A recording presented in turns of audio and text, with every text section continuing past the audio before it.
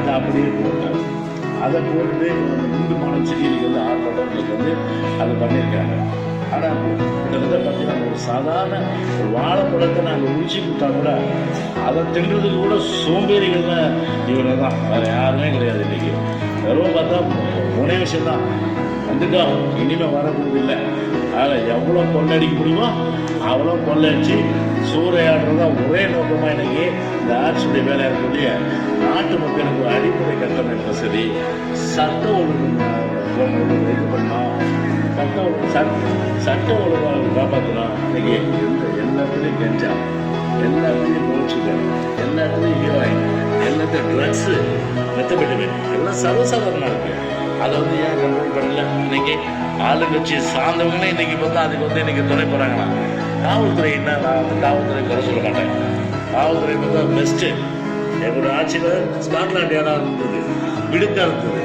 இப்போ காலையில் வீட்டில் வந்து போடும்போது அவங்க கொண்டாடி சொல்லுவாங்க, அம்மாவுடைய ஆட்சியில் இருக்கும் இன்றைக்கி, அது கம்பீரமாக இருக்கும் அப்படின்வான்.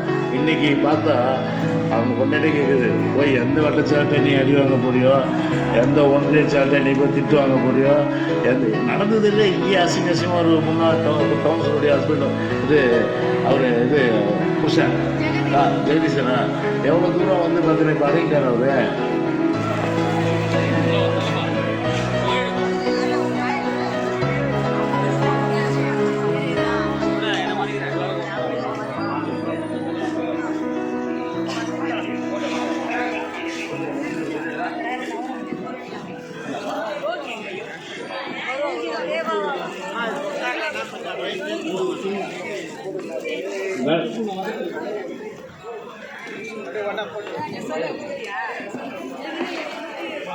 பொன்மனச்சம்மல் புரட்சி தலைவர்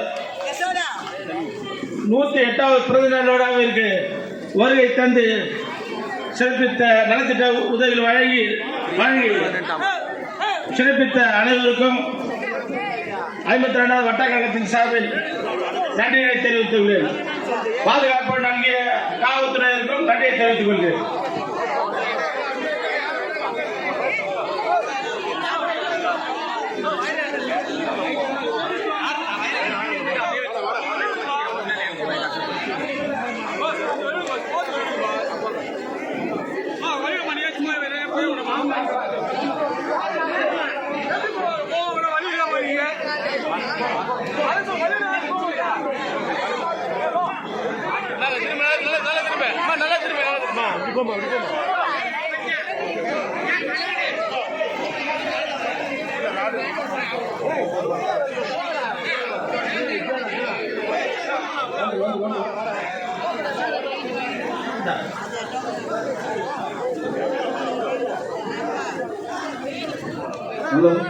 தயவுசெய்து நலத்திட்ட உதவிகளை நம்முடைய முன்னாள் அமைச்சர்கள் வழங்க இருக்கிறார்கள்.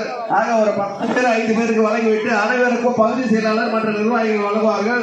தாய்மார்கள் முன்னெடுத்து வர வேண்டாம். ஒரு 5 பேர் 10 பேருக்கு அவர்கள் வழங்கிவிட்டு மற்றவர்களுக்கு அனைவருக்கும் போக்கர் உள்ளவர்கள் அனைவருக்கும் வழங்கப்படுவார்கள் தெரிவித்துள்ளோம். நெருக்கடியை சிக்காதுக்கு நெருக்கடிக்கு வர வேண்டாம் என்று கூடுதல் சபா நண்பர்கள் கேட்டுள்ளோம். தாய்மார்களுக்கு முதல் வேண்டுகோள், தயவு செய்து யாருமே மேடைக்கு வர வேண்டாம்.